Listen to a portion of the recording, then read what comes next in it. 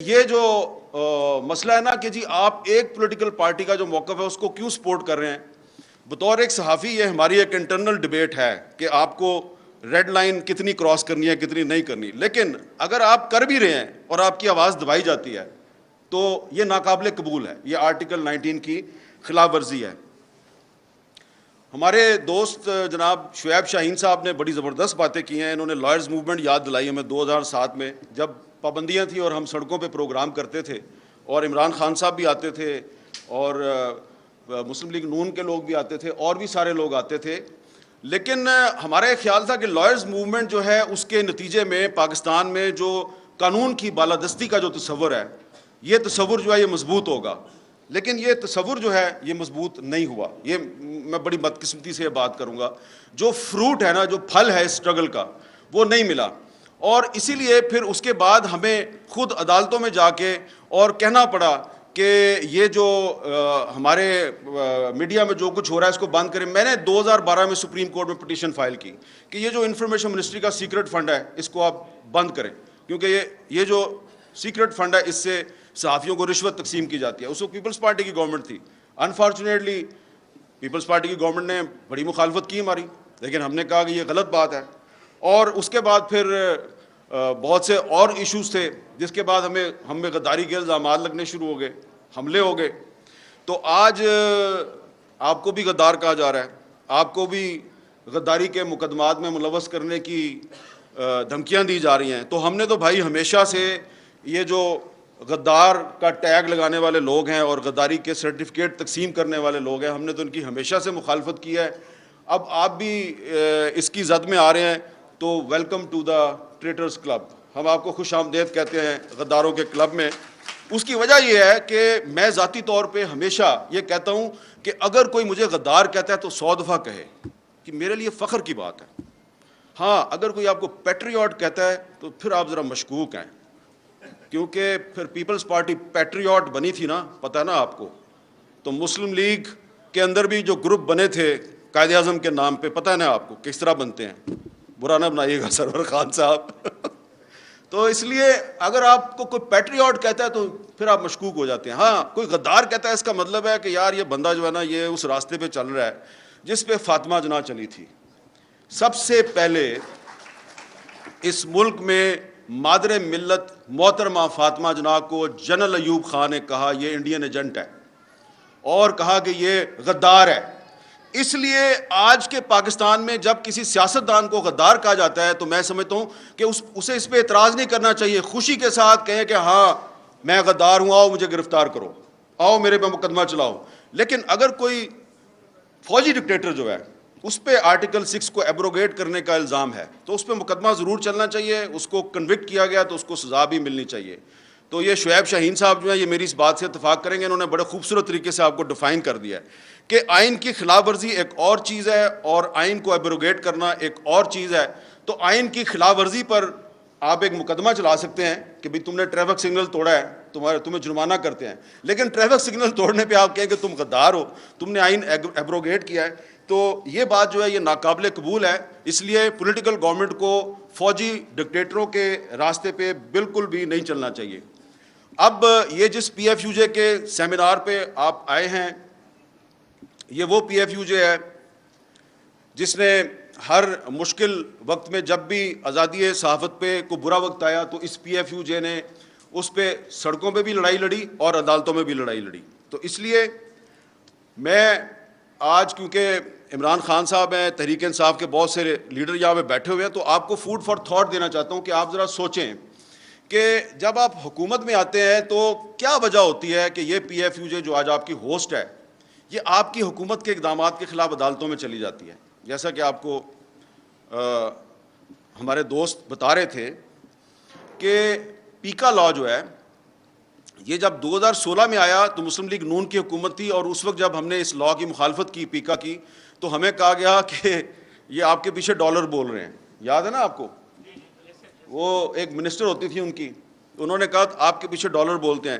ہم نے ان کو کہا کہ یہ تم آج 2016 ہے، تم یہ پیکا لا بنا رہی ہو، یہ اسی لا میں تم اندر ہو جاؤ گی۔ اب وہ کہیں نظر ہی نہیں آتی، پتہ نہیں کدھر چلی گئی ہے وہ۔ اچھا، اسی طرح پھر 2017 میں جب مسلم لیگ نون کی جو حکومت ہے اس نے ایک ایگزیکٹو آرڈر کے ذریعے تمام ٹی وی چینلز پر پابندی لگائی، تو ہم نے یہاں اسلام آباد میں ایک سکوت میڈیا کیمپ لگایا. ایک سکوت ڈھاکہ ہوا تھا، ہم نے کہا یہ سکوت میڈیا ہو گیا کیونکہ سارا میڈیا ہی بند کر دیا ہے. وہ فیض آباد میں دھرنا چل رہا تھا، اس کو روکنے کے لیے سارا میڈیا ہی بند کر دیا انہوں نے. تو یہ میں آپ کو اس لیے بتا رہا ہوں کہ کوئی بھی پولیٹیکل پارٹی ہو، پیپلز پارٹی ہو، مسلم لیگ نون ہو یا تحریک انصاف ہو، یہ پی ایف یو جے جو ہے یہ ہر حکومت کے دور میں جب بھی کوئی پابندی لگتی ہے تو یا تو ہمیں سڑکوں پہ آنا پڑتا ہے یا ہمیں عدالتوں میں جانا پڑتا ہے. تو یہ جو پی ایف یو جو ہے، اس پی ایف یو جے نے جب آپ نے پیکا آرڈیننس جو ہے وہ جب آپ نے لاگو کیا، اور میری انفارمیشن کے مطابق ڈاکٹر شیریں مزاری نے اس پہ آبجیکشن کی تھی، لیکن اس کے باوجود وہ ایک کابینہ کا بائی سرکولیشن اجلاس جو ہے اس نے اس کی منظوری دی اور آپ نے اس کو لاگو کر دیا. تو ودن 24 آورس انہوں نے مجھے لاہور سے کہا جی اس کو چیلنج کرنا ہے.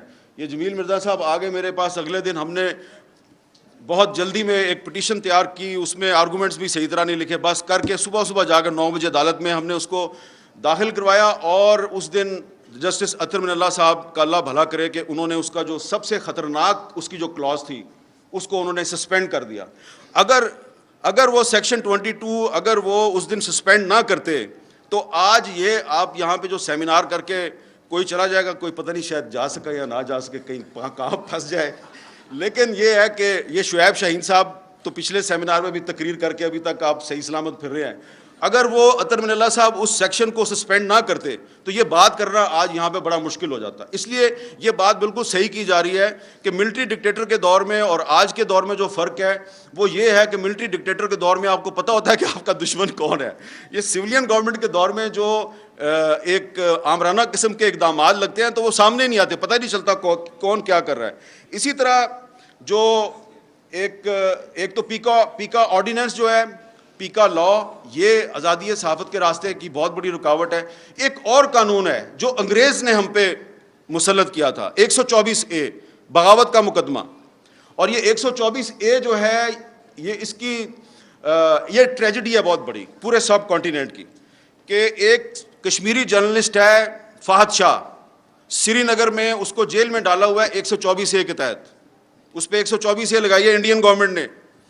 اور یہاں پاکستان کی گورنمنٹ جو ہے اس نے علی وزیر جو elected member of the national assembly ہے اس کو 124A لگا کے اس کو جیل میں رکھا ہوا ہے. اور اس کی سپریم کورٹ نے ضمانت کیا ہے، اس کی سندھ ہائی کورٹ نے ضمانت کیا ہے، لیکن علی وزیر کو باہر نہیں آنے دیتے. اور جب 124A کو ختم کرنے کے لیے کوئی سینٹ میں کوئی بل موو ہوتا ہے تو خواہ کوئی بھی گورنمنٹ ہو وہ اس کو پاس نہیں ہونے دیتی، اس کی مخالفت کرتی ہے. پی ٹی آئی کے دور میں جب رضا ربانی نے 124A کو ختم کرنے کے لیے بل پیش کیا تو اس کو ریجیکٹ کر دیا گیا. تو اس لیے اگر آپ چاہتے ہیں کہ پاکستان میں جو بولنے کی آزادی ہے اس کو تحفظ ملے تو یہ آپ کو پیکا لا ختم کرنا ہوگا، آپ کو 124A ختم کرنا ہوگا، آپ کو آفیشیل سیکرٹ ایکٹ ختم کرنا ہوگا، اور آرٹیکل 19 جو ہے، آرٹیکل 19 میں آپ کو امینڈمنٹ کرنی پڑے گی.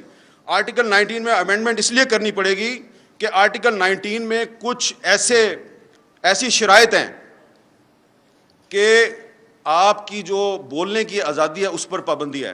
مثلا اگر کوئی آدمی جو ہے یہاں پہ آگے اس سٹیج پہ آ کے تھوڑی دیر بعد کوئی بھی میرے بعد آنے والا مقرر یہ کہتا ہے کہ پاکستان امریکہ کا غلام ہے اور پاکستان کو امریکہ کی غلامی نہیں کرنی چاہیے، آپ کو پتہ ہے یہ آرٹیکل 19 کی خلاف ورزی ہے. بہت سے لوگوں کو نہیں پتہ اس بات کا.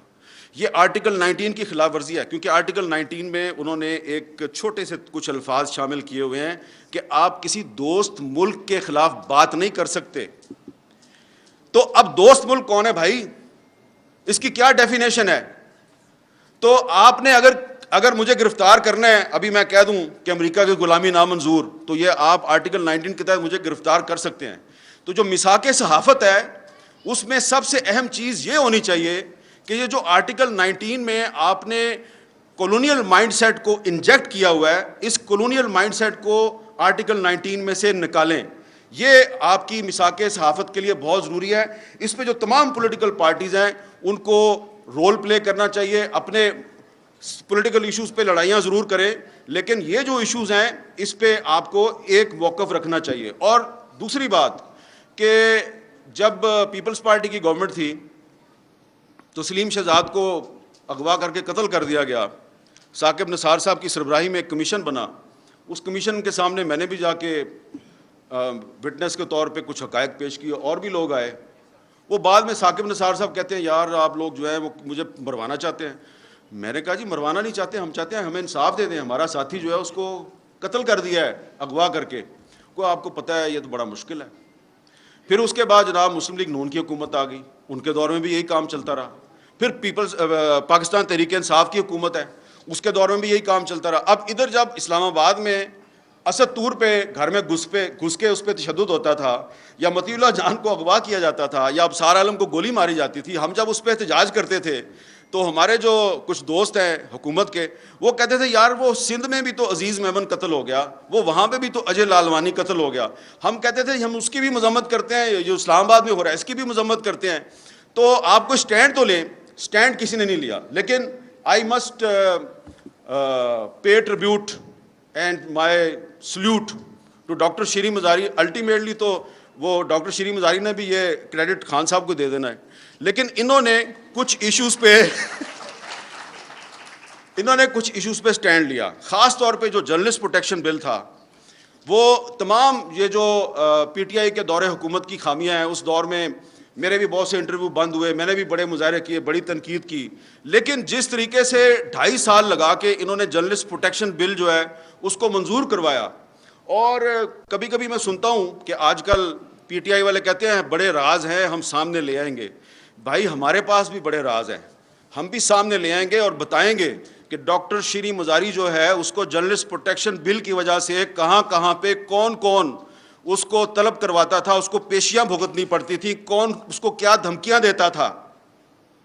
یہ بتا دوں گا نا میں, جس دن میں سیریس بات کر رہا ہوں اس دن آپ لوگوں کو لینے کے دینے پڑ جائیں گے. But I am not here to embarrass anyone. میں آپ کو اس پہ شاباش دینا چاہتا ہوں کہ آپ نے وہ جرنلسٹ پروٹیکشن بل منظور کروایا. اتنی مشکل زگ زیگ میں سے نکل کے فروغ نسیم نے پوری کوشش کی کہ یہ بل منظور نہ ہو, لیکن پھر بھی وہ بل منظور ہو گیا. اور اس کا کریڈٹ جو ہے وہ مینلی ڈاکٹر شیریں مزاری کو جاتا ہے, اور پھر بعد میں آپ تحریک انصاف کو بھی اس کا کریڈٹ دے دیں. لیکن یہ بات میں اس لیے کر رہا ہوں, میری بات کا برا نہ منائے, کہ جب فروغ نسیم صاحب اس بل کے خلاف سازشیں کر رہے تھے اور انہوں نے جو مسنگ پرسنس کا بل تھا اس کے خلاف بھی سازشیں کی, تو کوئی روکنے والا نہیں تھا ان کو. یہ بڑا پرابلم ہے کہ آپ اس کو روک نہیں رہے تھے. اور مجھے پتہ ہے کہ مجھے کہاں کہاں سے پریشر آتا تھا کہ یار یہ تم کیوں یہ شیریں مزاری کے بل کو لیے پھر رہے ہو. جب اس کو پی ایف یو جے نے سپورٹ کر دیا اور اس کو human rights commission of Pakistan نے سپورٹ کر دیا, اور مجھے آئی اے رحمان مرحوم نے کہا, میں نے جب ان کو جا کے اس کا ڈرافٹ رکھا تو آئی اے رحمان صاحب نے کہا حامد یہ بل منظور ہو جائے گا. میں نے کہا سر ہو جائے گا. اس نے کہا اس کا مطلب ہے میری ساری زندگی کی جو سٹرگل ہے وہ کامیاب رہی. وہ بل منظور ہو گیا. لیکن پھر کیا ہوا کہ پھر اس میں ایک کمیشن بننا تھا کہ کسی صحافی پہ جب حملہ ہوتا ہے تو وہ کمیشن جو ہے اس نے انکوائری کرنی تھی, اور اس کمیشن میں ورکنگ جرنلسٹ کی تعداد زیادہ تھی.